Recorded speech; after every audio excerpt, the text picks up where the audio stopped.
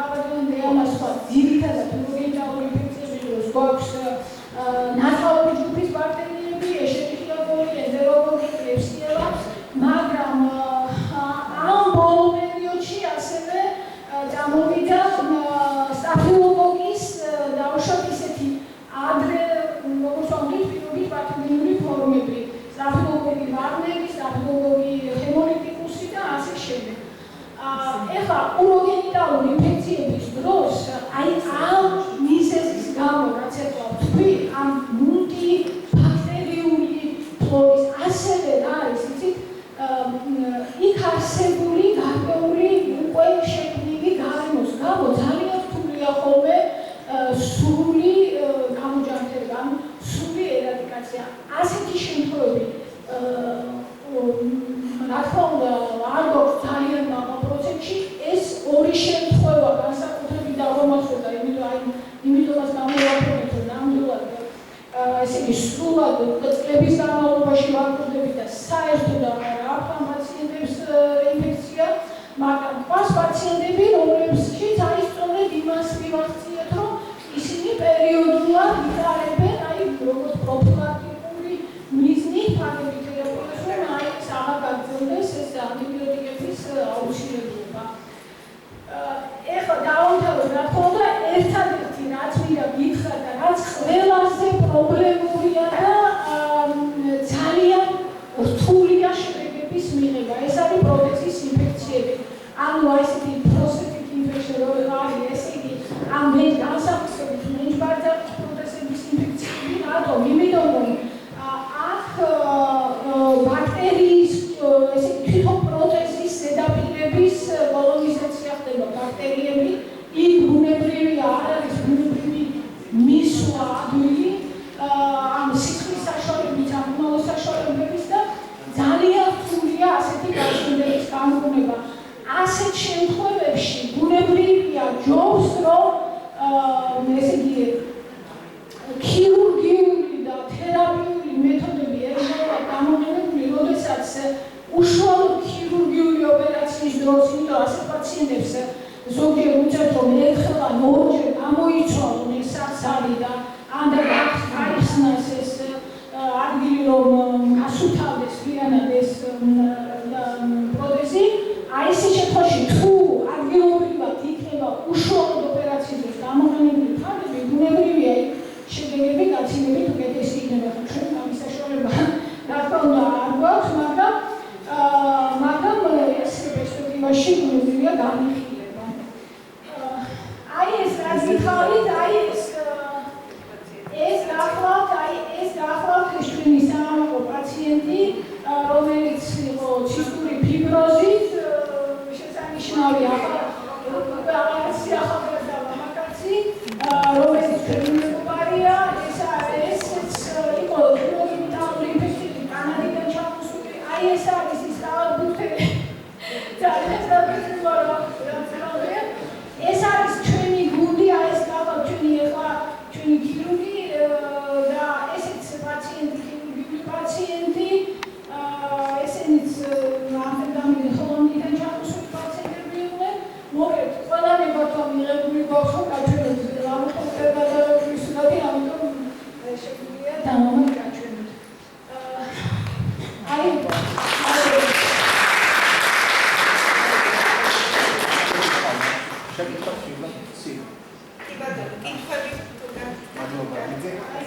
თქვენ ბევრი რესპირატორული დაავადება ჩამოთვალეთ, ცისტური ფიბროზი, ბრონქოექტაზის, კართაგენის სინდრომიც და მესმის, რომ ეს რემისია ხანგრძლივი დადგა აღნიშნულ პაციენტებში.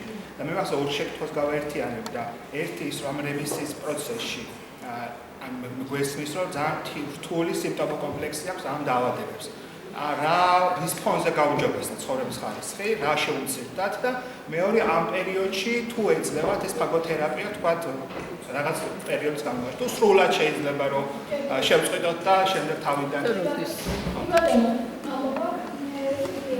მაბადია რომ ეს კეისში უშუალოდ ეს აღარ ჩამოთვალე უშუალოდ სიმპტომები ამ დროში დავაჩერწულები და გაუჯობესდა ნამედ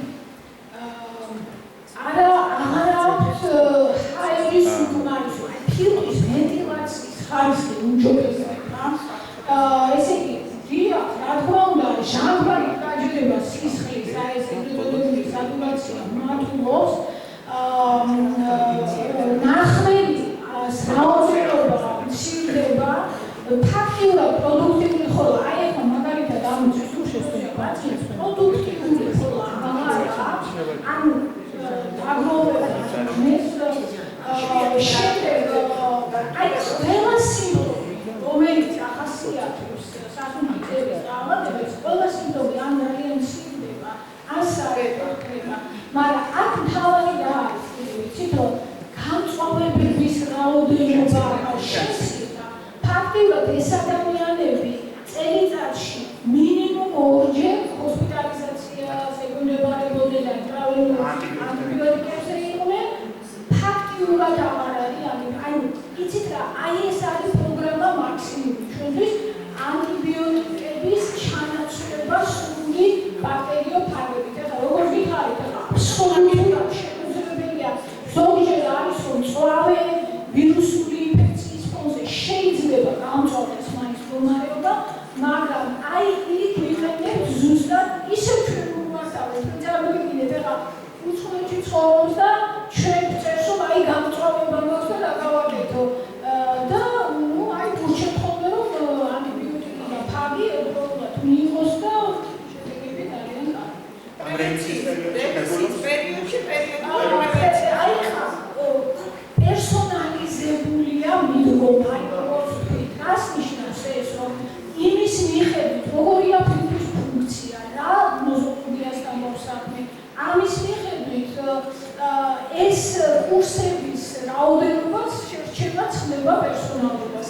ზოგს აქვს დაუშვათ წელიწადში 4-ჯერ, ზოგს აქვს წელიწადში 2-ჯერ, დაახლოებით მინიმუმ 15-20 დღიანი კურსი, ზოგჯერ მაქსიმუმ 60 დღიანი კურსი, ოღონდ აი ამ ინტერვალებად გარკვეული სწორედ ამ ანტიფაგური ანტისხეულების ერთი რელევანტური ახსენეთ რომ პერსონალური მედიცინა და პერსონალური მიდგომა და ტოფაგების დამზადება და ფინანსური დანახარჯები როგორ არის ეს ხარჯები როგორია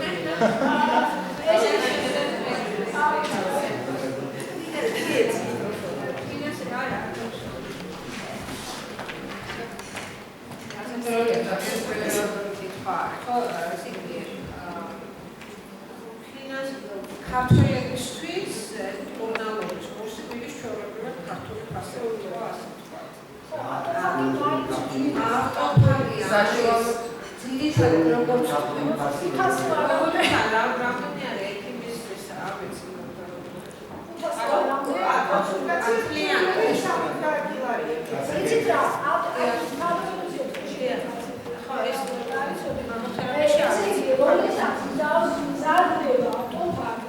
ერთდროულად მზადდება საკმაოდ დიდი რაოდენობა. ესე იგი, სტანდარტული რაოდენობა არის ან 9 ლიტრი მზადდება ერთდროულად, ან 1 ლიტრი მთლიანად. როგორც გითხარით, ესე იგი, აქ შენახვისვა და საკმაოდ ხანგრძლივია, ამიტომ ამ ფაქტს ისინი იყენებენ აი ამ ხნის განმავლობაში. და აი ეს რაოდენობა ის ძვირი. საშუალოდ, როგორც გითხარით, ქართული პაციენტებისთვის დაახლოებით 500 ლარამდე არის, მაგრამ უცხოელი პაციენტები 1000 მართალი გითხარით, ზუსტად რა ვიცი. ერთი კურსია ეს, ერთი გაჩა მიზანი დაჭირდება.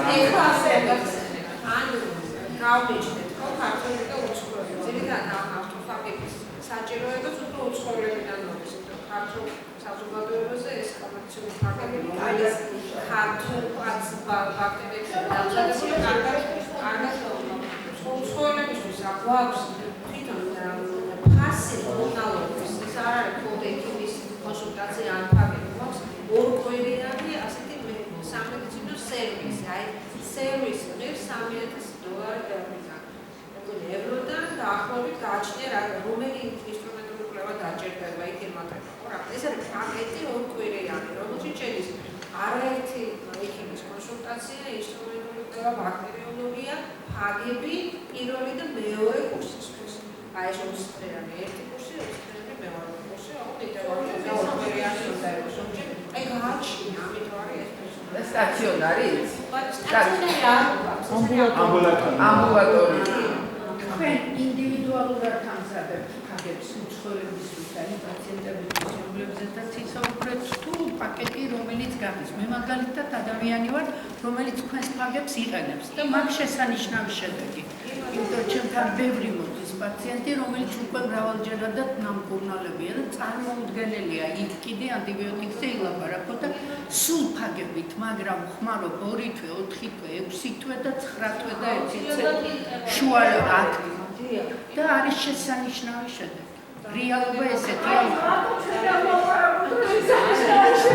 მე ამას ვხმარობ და ვიხმარე საფრთხეში. ფაგების ეფექტზე გამომიწნა რაღაც ის. გამოვჩადა მინდა რომ ამ მივაქციოთ განსაკუთრებული ყურადღება. ფაგის კიდევ ერთი ძალიან მნიშვნელოვანი ფუნქცია არის ის, რომ ცვლის ანტიბიოტიკებისადმი რეზისტენტობის სურათს.